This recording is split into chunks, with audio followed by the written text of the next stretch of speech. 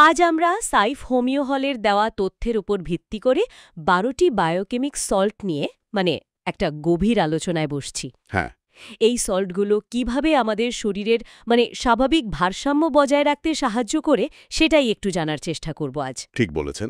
এই ১২টি লবণ কিন্তু সাধারণ লবণের মতো না। ওহ! এগুলোকে বলা হয় টিস্যু সল্ট বা কোষ লবণ। ডক্টর শুসলারের তত্ত্ব অনুযায়ী আমাদের শরীরের যে কোষগুলো আছে তাদের স্বাভাবিক কাজকর্মের জন্য এই খনিজ লবণগুলো অপরিহার্য। আচ্ছা। এগুলোর অভাব বা ধরুন ভারসাম্যহীনতাই নাকি অসুস্থতার একটা মূল কারণ। বাহ! দারুণ একটা ধারণা তো। তাহলে চলুন এই কোষ লবণগুলোর জগতে একটু ডুব দেওয়া যাক। নিশ্চয়ই।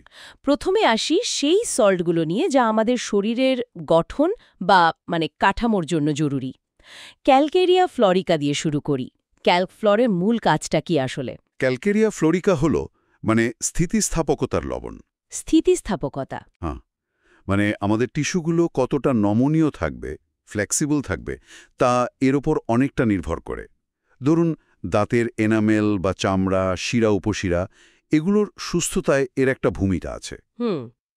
এর অভাবে টিস্যু একটু শক্ত হয়ে যেতে পারে। যেমন ধরুন দাঁত হয়তো ভঙ্গুর হয়ে গেল বা চামড়া ফেটে যাওয়া, শিরা ফুলে ওঠা, যাকে ভ্যারিকোজ ভেইন বলে, এইসব। ওহ আচ্ছা, তাহলে শরীরের ফ্লেক্সিবিলিটির জন্য এটা বেশ জরুরি। একদম। এরপর নিশ্চয়ই ক্যালকেরিয়া ফসফোরিকা ক্যালকফস, এটা তো হাড়ের জন্য খুব পরিচিত, তাই না? হ্যাঁ হ্যাঁ, ঠিক ধরেছেন। ক্যালকেরিয়া ফস হল কোষ গঠনকারী লবণ, বিশেষ করে হাড় আর দাঁতের জন্য। আচ্ছা। শিশুদের বৃদ্ধি বা ধরুন দেরিতে দাঁত ওঠা, ভাঙা হাড় জোড়া লাগা বা অপুষ্টিজনিত দুর্বলতা, এগুলোতে এর প্রয়োজন হয়। এটা আসলে নতুন কোষ তৈরিতে সাহায্য করে। বুঝলাম। আর সাইলেসিয়া, একে তো অনেকে বলেন হোমিওপ্যাথিক সার্জন, এর কারণটা কি?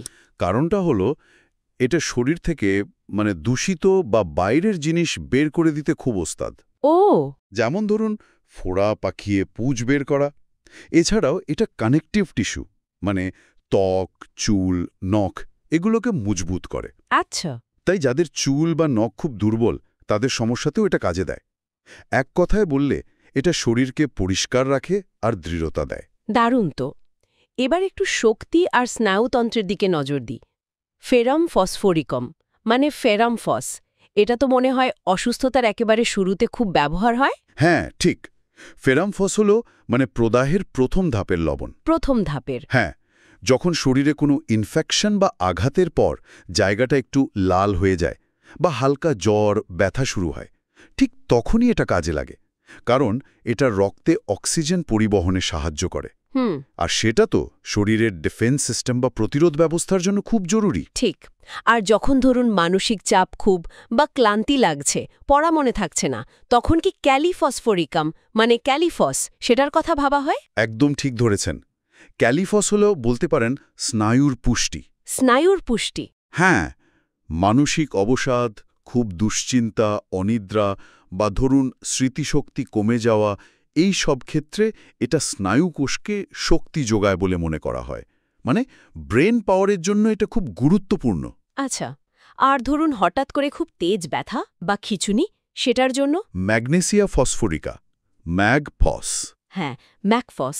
এটা স্নায়বিক ব্যথা বা পেশির টানের জন্য খুব দ্রুত কাজ করে বলে পরিচিত। ও! যেমন মাসিকের ব্যথা বা পেটে মোচড় দিয়ে ব্যথা, মাসল ক্র্যাম্প, এইসব ক্ষেত্রে উপশম দেয়। অনেকে মনে করেন গরম সেক দিলে এর কাজ নাকি আরও ভালো হয়। ইন্টারেস্টিং। এবার একটু শরীরের জলীয় অংশ আর বর্জ্য পদার্থ নিষ্কাশনের দিকে আসি। কোন লবণগুলো এক্ষেত্রে গুরুত্বপূর্ণ? নেট্রাম মিউরেটিকাম কি এর মধ্যে পড়ে? ন্যাট্রাম মিউর সাধারণ লবণ যেটা, সেটা আমাদের শরীরের জলীয় ভারসাম্য রক্ষা করে। আচ্ছা। তাই শরীরে অতিরিক্ত জল জমা, যেমন সর্দিতে নাক দিয়ে জল পড়া, বা ধরুন শরীরে জলের অভাব, যেমন শুষ্ক ত্বক, কোষ্ঠকাঠিন্য, এই দুটো অবস্থাতেই এর ভূমিকা থাকতে পারে। আচ্ছা। আর ক্যালিমিউর, ওটা কখন লাগে? ক্যালিমিউর লাগে যখন সর্দি বা কফ বেশ ঘন, সাদাটে হয়ে যায়। এটাকে বলা হয় প্রদাহের দ্বিতীয় পর্যায়। দ্বিতীয় পর্যায়? হ্যাঁ, যেমন ধরুন সাইনাসের সমস্যা বা কানে তালা লাগা, টনসিলের সমস্যা, এই সব ক্ষেত্রে এটা ব্যবহার হয়। এটা আসলে ঘন শ্লেষ্মাটাকে তরল করতে সাহায্য করে। ওহ আচ্ছা। আর যদি ধরুন কোনো ঘা বা ক্ষত সেটা সহজে শুকোচ্ছে না, পুঁজ বেরোচ্ছে, তখন ক্যালকেরিয়া সালফিউরিকা? ক্যালকসালফ। হ্যাঁ। হ্যাঁ, ঠিক। ক্যালকেরিয়া সালফকে বলা হয় রক্ত পরিষ্কারক, আর দীর্ঘস্থায়ী পুঁজ নিঃসরণ বন্ধ করতেও এটা সাহায্য করে।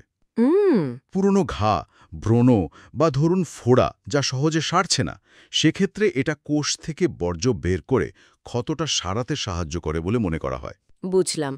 আচ্ছা, লিভার বা ধরুন হজমের সমস্যা, বিশেষ করে বর্ষাকালে বা একটু স্যাঁতস্যাঁতে আবহাওয়ায় যদি বেড়ে যায়, তখন কি ন্যাট্রাম সালফিউরিকাম মানে ন্যাট সালফের কথা আসে?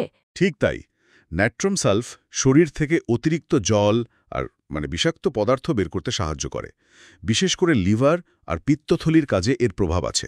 আচ্ছা। তাই জন্ডিস, লিভারের অন্য সমস্যা বা ধরুন স্যাঁতস্যাঁতে আবহাওয়ায় হাঁপানি বেড়ে গেলে এই সব সমস্যা এটা ব্যবহার করা হয়। হজমের কথায় যখন এলাম, তখন অ্যাসিডিটি বা বদহজমের জন্য কি কিছু আছে? Natrum phosphoricum? ন্যাটফস। একদম। ন্যাট্রাম ফস হল অম্লনাশক। আচ্ছা, অ্যান্টাসিডের মতো? হ্যাঁ, বলতে পারেন। বুক জ্বালা, টক ঢেকুর বা শিশুদের দুধ হজম না হওয়ার মতো যে অম্লতাজনিত সমস্যাগুলো হয়, সেগুলোতে এটা শরীরের অ্যাসিড আলকালাইন ভারসাম্য ফিরিয়ে আনতে সাহায্য করে। বেশ ভালো।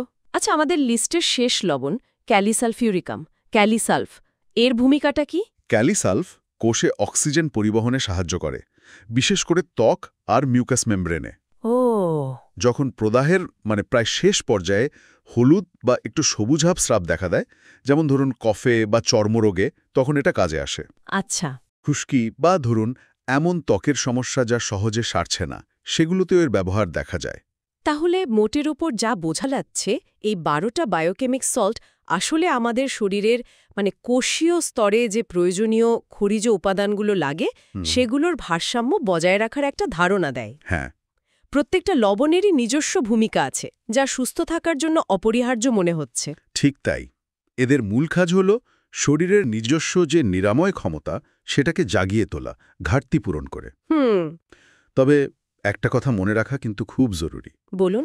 এই আলোচনাটা কিন্তু শুধু তথ্যের জন্য। কোনো স্বাস্থ্য সমস্যায় বা এই সল্টগুলো ব্যবহারের আগে অবশ্যই একজন যোগ্য এবং রেজিস্টার্ড হোমিওপ্যাথিক ডাক্তারের পরামর্শ নিতে হবে। একদম ঠিক। নিজে নিজে চিকিৎসা করাটা বিপজ্জনক হতে পারে। অবশ্যই। এই আলোচনাটা শোনার পর আমার মনে একটা প্রশ্ন আসছে। আচ্ছা, সুস্থ থাকার জন্য কি আমাদের বাইরের ওষুধের থেকে শরীরের ভেতরের এই সূক্ষ্ম ভারসাম্যের দিকেই বেশি মনোযোগ দেওয়া উচিত? এটা সত্যি একটা ভাবনার বিষয় কিন্তু। নিশ্চয়ই।